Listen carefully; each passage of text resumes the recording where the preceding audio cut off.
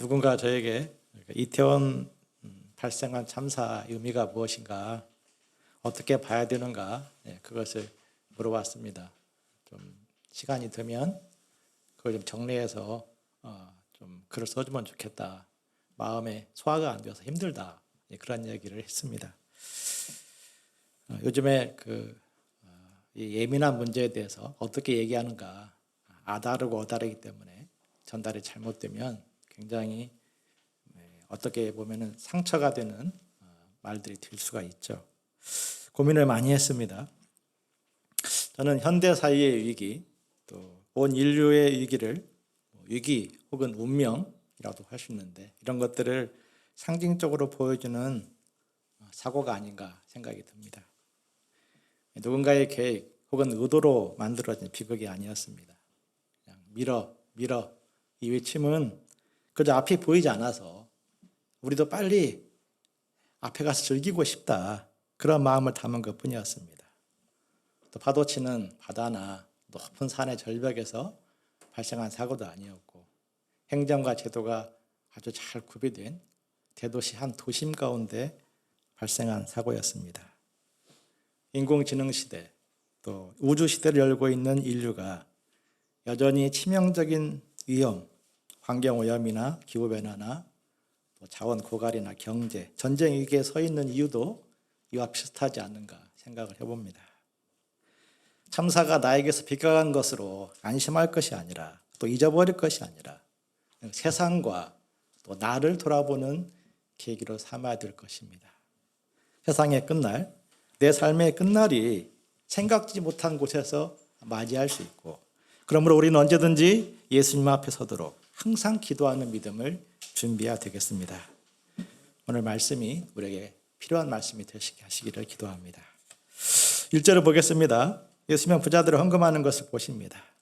당시 이스라엘 부자들은 명절이 다가오면 성전에 올라가서 헌금을 했습니다. 헌금하는 사람들도 많고 그 액수나 용도가 컸기 때문에 투명성을 위해서 그 사람과 액수를 공개했습니다.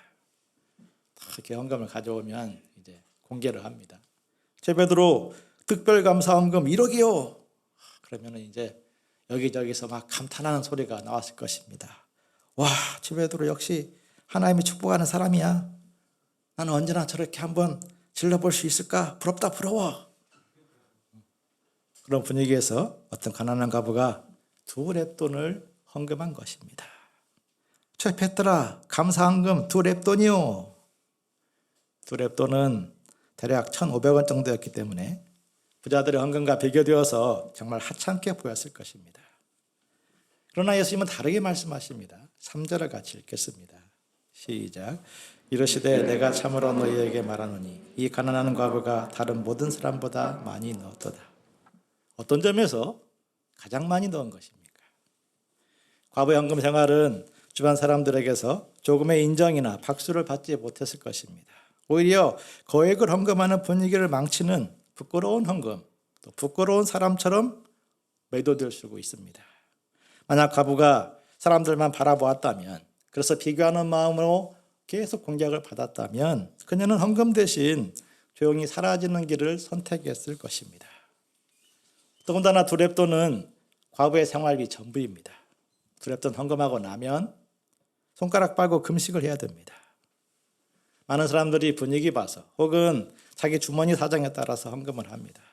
과부는 이 모든 어려움을 뛰어넘어서 2렙돈을 헌금한 것입니다. 왜 그렇습니까? 하나님 한 분의 그 시선을 고정했기 때문이고, 또 하나님께 대한 감사와 사랑으로 그 심령이 충만했기 때문입니다.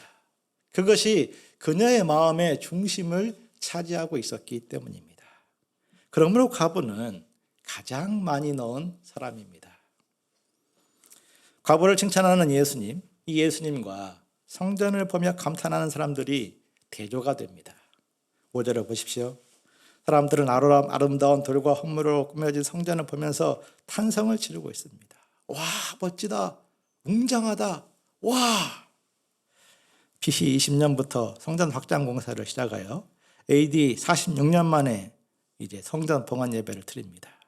그런데 그 이후에도 계속해서 성전 확장 공사를 진행합니다. 실제 기록에 하면은 성전이 무너지기 전 6년 전 AD 64년에 그 모든 공사가 끝납니다. 거의 80년 넘게 공사가 진행되었습니다. 얼마나 멋지고 얼마나 잘 꾸며져 있겠습니까? 그래서 당시에 그 로마나 그리스 지역에서 나오는 말이 있는데, 중동에 가면 그 성전을 한번 꼭 봐야 된다. 그런 말들이 이제 그리스, 로마 세계까지 돌고 있었다고 합니다. 모든 건물은 아름다운 대리석으로, 흰 대리석으로 지어졌습니다. 성전 입구는 아예 통으로, 그냥 쌓고가 아니라 통으로 깎아서 대리석으로, 기둥 자체가 한 통 대리석이었습니다. 천장과 지붕은, 또 문은 황금으로 장식이 되었습니다. 아침 햇살이 비추면 눈이 부셔서 그 건물을 바라볼 수 없을 지경이었다고 합니다. 그러므로 사람들은 그 돌들을 보고, 또 그 건물에 아름답게 꾸며진 헌물들을 보고, 와, 멋지다, 이것이야말로 하나님의 영광이지 라고 칭찬했습니다. 성전을 향한 사람들의 당시 생각이 그랬습니다. 예수님과 전혀 다르죠. 예수님은 과부를 보면서 감동하고 있는데, 사람들은 성전을 보면서 감동하고 그것을 부러워하고 있습니다. 예수님은 충격적인 말씀을 하십니다. 6절을 같이 읽겠습니다. 시작. 너희 보는 이것들이 날이 이르면 돌 하나도 돌 위에 남지 않고 다 무너뜨려지리라. 당시 사람들은 다른 것은 다 무너질지라도 성전만큼은 영원히 남아있을 것이라 생각했습니다. 하지만 세상에서 영원한 것이 어디에 있습니까? 여름날의 더위도 때가 되면 사라지고 추운 겨울날이 도래합니다. 청년의 때도 영원할 것 같지만 실은 한순간이죠. 금세 머리에 눈발이 내리기 시작합니다. 누구도 피해갈 수 없는 절대 법칙입니다. 무너지지 않는 건물, 무너지지 않는 기업이나 모임, 무너지지 않는 국가는 세상 어디에 없습니다. 왜 그렇습니까? 처음 목적, 처음 순수함을 그대로 간직하기가 어렵고, 겉모습에 속아서 그 처음을 놓쳐버리기 때문입니다. 예수님은 성전의 이면을 꿰뚫어 보셨습니다. 성전은 수많은 사람들과 화려한 건물을 가졌지만 애통하는 소리, 회개하는 소리를 잃어버렸습니다. 성전 제사는 형식화되었고 제사장들의 자기 만족과 이권을 챙기는 도구로 전락했습니다. 성전은 이스라엘의 자기 발견을 가로막는 장애물이 되고 말았습니다. 우리에게 성전이 있다, 그러므로 하나님은 우리 편이다, 이 생각 속에서 나오지 않았습니다. 그러므로 때가 되면 돌 하나도 돌 위에 남지 않고 무너지게 됩니다. 요세푸스에 의하면은 성전을, 예루살렘을 공격하던 어느 로마 병사의 불화살이 성전에 떨어졌는데, 그 불화살로 인해서 성전이 불타면서 황금들이, 인테리어였던 황금들이 녹아서 돌 사이로 스며듭니다. 그래서 로마 장군은 이제 성전 금을 가져가야 되니까 다 돌을 하나씩 무너뜨리면서 돌 사이에 끼어있는 황금을 수거해 갑니다. 그러므로 돌 하나도 돌 위에 남지 않는 예수님 말씀이 그대로 응하게 됩니다. 7절을 보십시오. 제자들은 예수님의 경고를 허투루 듣지 않습니다. 천사의 경고를 농담으로 들었던 롯의 사이들과 달랐습니다. 그들은 때와 징조를 물어옵니다. 예수님은 때에 대해서 말씀하시거나 결정적인 징조를 말씀하시지 않습니다. 앞으로 40년 후에 세 번째 월식이 일어나는 그 달에, 그런 식으로 말씀하지 않습니다. 예수님의 관심은 성전이 아니라 제자들입니다. 제자들이 힘든 시기를 견디면서 믿음의 사람으로 굳게 서는 것입니다. 그러므로 때에 대해서 말씀하시보다도 그 때를 견딜 수 있는 믿음, 영적인 가치관에 대해서 말씀하십니다. 첫 번째로 예수님은 미혹을 받지 않도록 주의하라 하십니다. 미혹이란 거짓 그리스도에 속아서 넘어가는 거죠. 3년 넘게 예수님 따라다닌 정예 제자들인데 어떻게 미혹을 당할 수 있습니까? 다른 사람은 몰라도 나는, 혹은 저 사람은 절대로 흔들리지 않을 거야, 그런 생각을 할 때가 있습니다. 그런데 극심한 시련을 받게 되면 누구든지 흔들리고 미혹될 수 있습니다. 하나님 말씀은 그저 이론뿐이며 믿음과 현실은 다르다. 그 생각에 참식될 수 있습니다. 그렇게 한 걸음 두 걸음 진리의 길에서 벗어나기 시작하다가 미혹의 길까지 들어서는 것입니다. 미혹에 빠지면 아주 모험적인 선교사로 헌신했던 사람이라도 이단 교주의 앞잡이로 전락해 버립니다.